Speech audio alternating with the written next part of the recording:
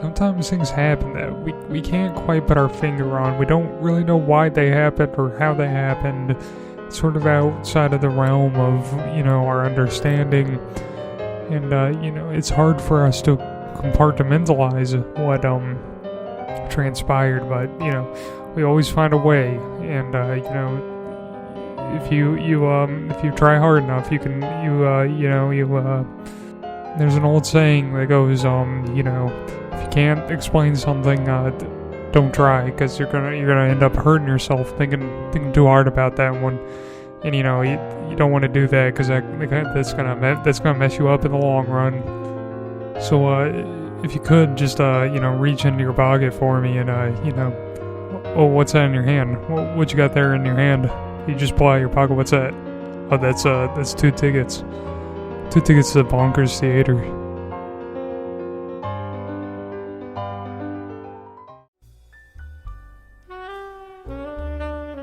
Spencer Kennedy was not your average fella.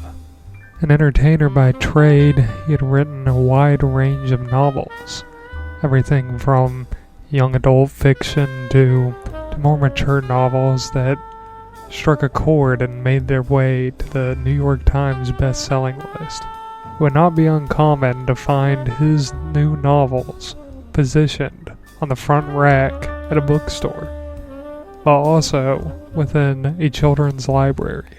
Spencer Kennedy was a household name, and unlike many other authors, that was his real name that he had gone by. In the late 90s, he had made a deal with a publishing house and had agreed to make 10 novels for them. Now Spencer Kennedy finds himself on his 10th novel.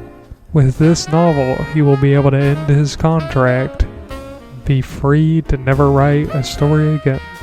Unfortunately for Spencer Kennedy, he is suffering from what most writers suffer from, the dreaded writer's block.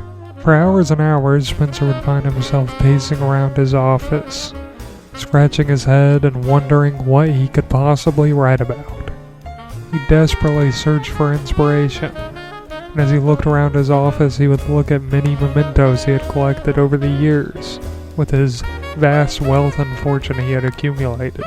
His eyes would dart to a suit of armor, which was the inspiration for him to write his fantasy novel, in which a brave knight sets out to save the world from an evil wizard.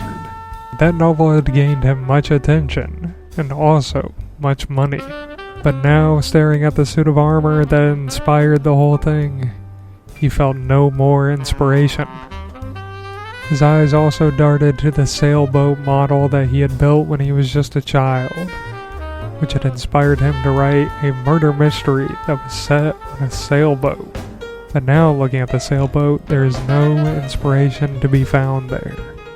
His eyes also lie upon the old taxidermy dog that had belonged to his late father. This was his childhood dog, and it inspired him to write a story about a boy and a dog that ends like all stories with boys and dogs do.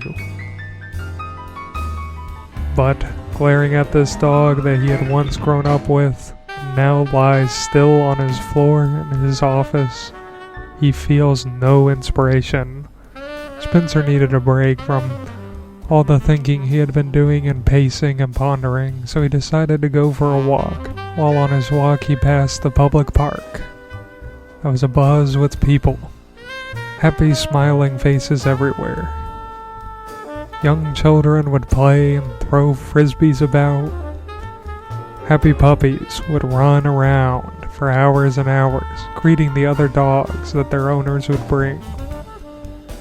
These were all joyous sights, but they brought no inspiration to poor Spencer, for he had already written so many stories about the locale in which he lived.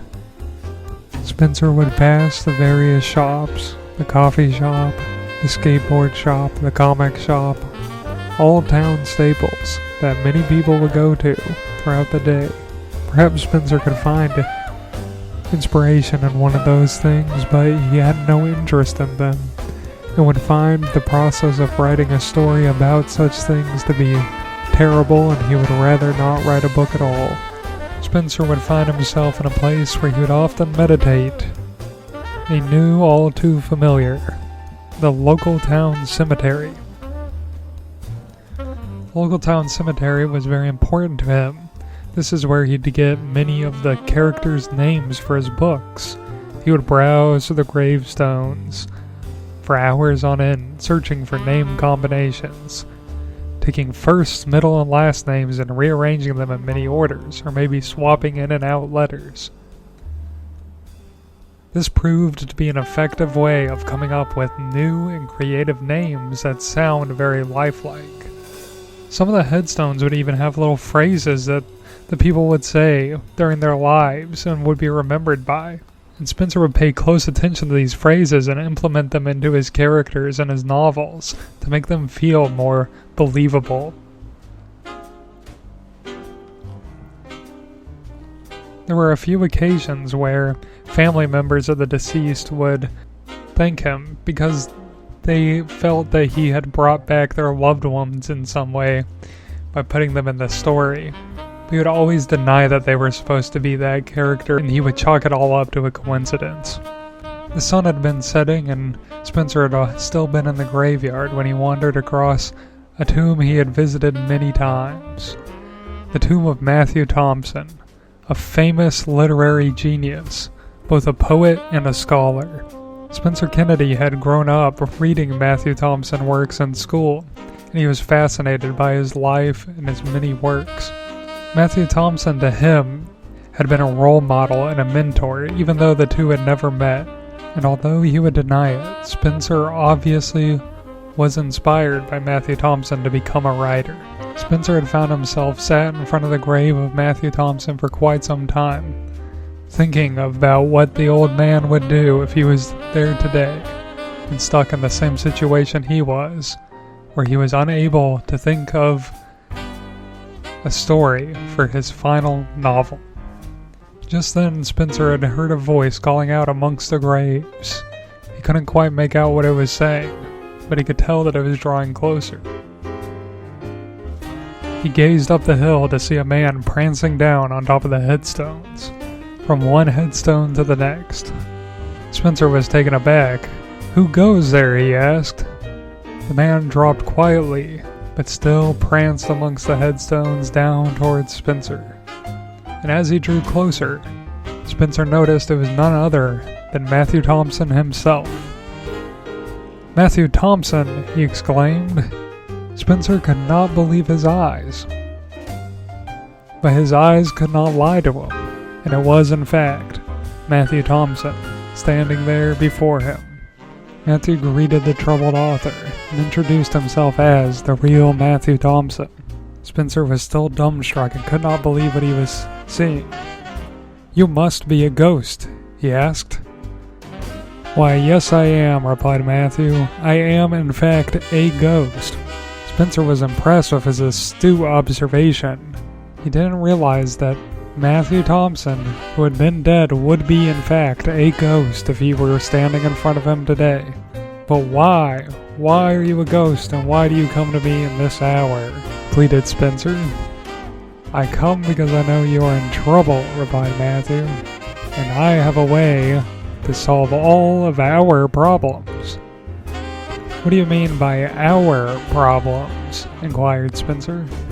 "Well, you see," replied Matthew, "I've been stuck in this graveyard for decades and decades on end now, and I would like a home to haunt. And I know you, with your vast fortune, have a nice cliffside mansion that you live in, just on the edge of town. That would be a perfect haunting location. But don't worry, I won't haunt you, just your house." Spencer was confused and asked Matthew how that would help him in any way. "Well, you see," Matthew responded, "if you let me haunt your house and stay there long after you've gone, I will write your final book for you." Spencer was taken aback again. Really? You would write my book for me? Such an amazing author as yourself? Come back from the dead to write one last novel. For me, as me? That's right, Matthew said. I will ghostwrite your story. Not a single soul but yours will know that was actually written by none other than yours truly. Spencer was so impressed by this and agreed almost immediately. There was no downside to having Matthew Thompson haunt his house, especially since Spencer was getting up in age, and he'd probably be gone soon too. And he didn't really care if he haunted a house or something. That's not really something that concerned him. Also, a ghost doesn't really take up any space, so there really is no downside to letting a ghost stay with you. Although the two could not shake on it, they both nodded their heads in agreement and decided that the plan would work out just swimmingly. Soon after, Matthew Thompson's ghost moved into Spencer's amazing mansion. He began work on his book. Spencer brought him up an old typewriter for him to clack away on endlessly. And thankfully, Matthew Thompson, even in ghost form, was able to use a typewriter somehow. Many months had passed, and Matthew's ghost worked tirelessly in his study, typing away at the manuscript for the next great American novel. All the while, Spencer lived it up, leaning back on his super nice sofa and watching TV for hours on end. But he could not enjoy this luxury forever. It was only a matter of time before Spencer received a call. It was the publishing company, and they were upset. Spencer had been taking a long time to be getting his book out. This being his final book, it was causing quite a stir within the book reading community, and everybody wanted their hands on this new book that'd be releasing that was said to be Spencer's last book before retirement. Spencer was worried. Even though Matthew's ghost had been typing away endlessly and tirelessly, he had not seen any progress being made. In fact, he had not even checked on him once. He would just sometimes listen outside the door to his ghost fingers clacking away on the typewriter keys. Spencer, in a hurry, rushed up to talk to Matthew's ghost about the progress of the novel. When he barged in, Matthew hid the manuscripts from him and had warned him not to come closer because the book had not been finished yet. Spencer impatiently asked when the book would be finished and when they'd be able to deliver it to the publisher. Matthew had replied saying that the book will take another year at least to finish.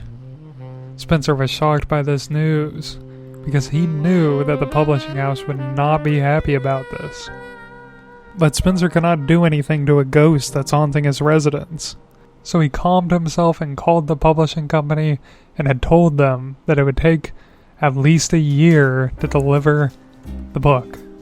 The publishing company was not happy with this news, but they had told him, "We will give you a year minimum, or else you owe us a vast fortune of your wealth." Just like it says in the contract he signed many years ago. Spencer told them that it would surely be finished within the year, and that they should not worry at all. But then the publishing company had started asking for details about the book. And Spencer did not even know any details about the book. So he racked his head for a few minutes and came up with a lot of buzzwords, creative ways to tell them nothing. He told them that the book would be romantic and exciting and thrilling. All the kind of things you'd expect from a story. And the publishing company loved it. It sounded so exciting to them, and they couldn't wait to get their hands on this book. They started quoting Spencer and putting ads in newspapers, saying what he had said about the novel, and it generated so much hype for this novel because it was so enigmatic and draped in mystery. Within weeks, mobs started to form outside of Spencer's mansion property, of people hungry for details about the book. All the while, Matthew worked endlessly and tirelessly on completing this novel. Things were escalating too quickly, and Spencer knew it was only a matter of time before they had to reveal the book. A date had been established. He was to go on a big talk show and reveal the book while also reading a segment from it. He had told the date to Matthew, and Matthew had told him that he will finish the book by then, but only by then, and not to expect it any sooner. When the day of the big talk show interview arrived, Matthew had still not completed the book, but was backstage during the talk show, busily typing it away so that it would be ready whenever Spencer comes on stage. Spencer was backstage, pacing frantically back and forth, waiting for Matthew to finish typing. It wasn't until the talk show had called Spencer's name to come up on stage that a ding was heard on the typewriter, and Matthew pulled out the last page of the manuscript and handed it to Spencer. Spencer was so nervous because he still did not know any details about the book, but he grabbed the manuscript nonetheless and walked out on stage as nervous as could be. The talk show host had greeted him very kindly and shook his hand and motioned him towards his seat. He was the second guest that night, and he was sat next to a big movie star that everybody knew and clapped for a lot. But even though he was next to a big movie star that everybody loved a lot and loved to see in their movies, the crowd still went wild to see Spencer's appearance, because they were even more excited about his new book than they were about the big movie star's new movie. Spencer was very choked up and had a very troubled time getting his words out. I was very nervous as he looked down at the manuscript and could only make out the words on the front of the page. The very front page of the manuscript read the book's title. Spencer looked over the words in his head and read them out in his internal monologue. Epic Ghost Boy style. Epic Ghost Boy style, he thought in his head. Epic Ghost Boy style? Epic Ghost Boy style? What kind of name for a book is that? Matthew Thompson wrote a book called Epic Ghost Boy Style? Spencer Kennedy could not believe it. His childhood hero, Matthew Thompson, who wrote such sophisticated poetry that was loved for ages to come, had just delivered him a novel entitled Epic Ghost Boy Style. Spencer started to sweat, and the talk show host could see that he was nervous, along with the entire crowd. But the talk show host had asked him, "Would you like to read an excerpt from your book?" Spencer got real nervous, and he's like, "Oh, I guess I could read an excerpt from my book." And the talk show host asked, "Oh, what is the name of your book anyway?" Spencer turned to him as the audience got real quiet to listen intently for the title of the book. Spencer Kennedy was embarrassed. He had always written books with such great titles that were simple and elegant. Titles such as Tranquility and Silver Sunrise. But now he had to turn to a talk show host and say the title of his new book, his new and final book as an author. Epic Ghost Boy Style. The talk show host was taken aback. "Your new book is entitled Epic Ghost Boy Style?" Spencer was not surprised by the talk show host's reaction to the title of his book being Epic Ghost Boy Style. "Well then, go on, read an excerpt from it, Spencer." And Spencer did such. He turned to page 1 of the manuscript and began. "Once upon a time there was an epic ghost that was so epic and did an epic dance that everybody loved. The ghost would dance from sunrise to sunset, traveling town to town. And when he did, he would show up and everybody in town would form a crowd around him. And he would sing his epic Ghost Boy style song that goes a little like this. I'm an epic ghost boy. I do my epic dance. Put the epic crowd into an epic trance. They love Ghost Boy, and I love me. They clap for Ghost Boy. Hip hip hooray. The crowd was enamored. They loved the book. Everybody stood to their feet and started clapping. They were so happy to hear such a fun and epic book being read in front of them. They couldn't get enough of it. They really wanted to read much more of epic Ghost Boy style and to see what happens with the epic Ghost Boy as he goes town to town doing his epic Ghost Boy style dance and singing his epic Ghost Boy song. They really wanted to see where the story went. Spencer was amazed by this. He had thought the epic Ghost Boy style book was kind of immature and maybe not that great, but the crowd's reaction proved differently. Spencer jumped out of his seat and said, "Hey, epic Ghost Boy style," and started dancing, and the whole crowd loved it. Just then Matthew Thompson came out from the back and gave Spencer Kennedy an epic high five, and they hugged each other even though he was a ghost. Epic Ghost Boy style went on to be a New York Times bestseller and earned Spencer billions of dollars. It was the best-selling book that year and the year after and the year after. It was so good. And nobody could get enough of epic Ghost Boy style. And that famous movie star that was sitting on the couch next to him that fateful night went on to star in the epic Ghost Boy style movie adaptation. And Spencer moved back into his epic mansion where he had even more epic money. And Matthew Thompson lived there forever because he was a ghost and haunted it forever. And it was really epic for everybody.